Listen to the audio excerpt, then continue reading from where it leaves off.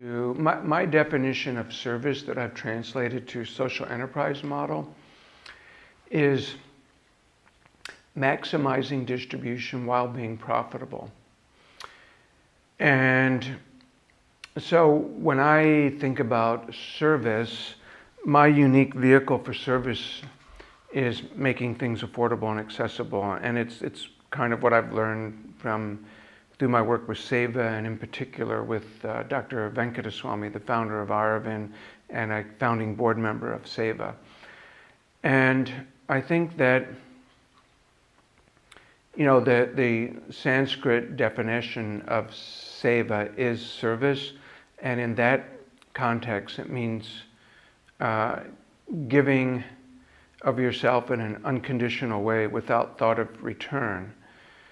And I think that's a very good definition of service. It's like, how do you do something where you're not thinking about what the return is for you? And of course, that's completely the opposite of how the world works.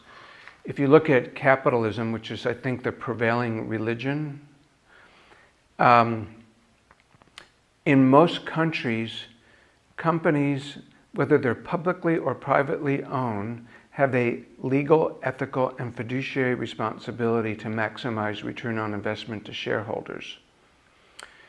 And that's certainly true in the United States, and that's how it is in many countries. In the United States, if you want to be a social enterprise and you're an LLC or a C Corp or an S Corp, you have to make sure that it's legally baked into your investor agreements that your goal is not to maximize return on investment solely, because otherwise an investor can sue you if they believe that you're not doing that. So the whole system of capitalism is based upon that. And if you look at the world, 50% of the wealth is owned by 1% of the adults, and 1% of the wealth is owned by 50% of the people. And with that extreme skewed nature of who controls the wealth, you can say that the world is pretty messed up. There's an extreme polarity there between the haves and the have-nots. And so a lot of the work that I do, and that I think Seva does, and which I've been able to do through Seva, is to address that polarity, to really address the pricing disparity. Why should sight or hearing or life itself not be affordable to low-income people? Don't really address the income disparity, but addressing these pricing disparities. How do you demystify cost and deconstruct supply chains to take out what I call non-value-added margin, to figure out that something can be made affordably and then delivered to the person in need, where there's a business model where free is the lowest price, but you can still be profitable.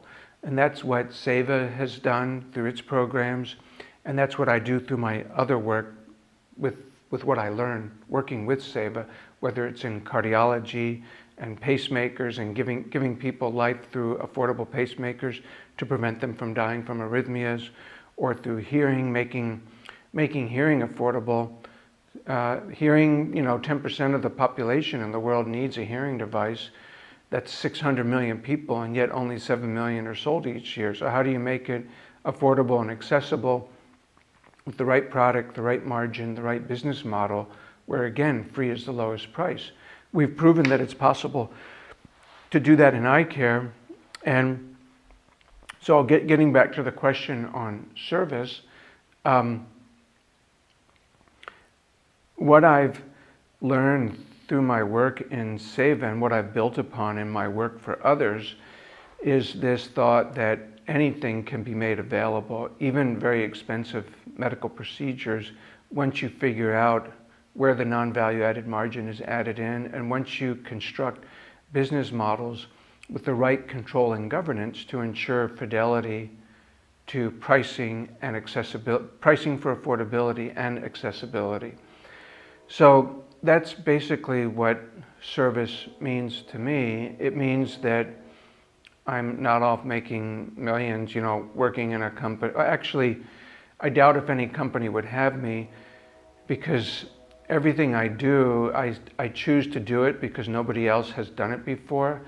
Because if I were to just work in some big company and do what they wanted me to do, then my true mediocrity would shine through. So, and I wouldn't get very far. So I choose to do things that nobody else is doing, because there's nobody else doing it but me and a few others, and so I have more flexibility to do what I want, and to be, to exercise my creativity and competitiveness to show that something can be done that heretofore nobody thought could be done.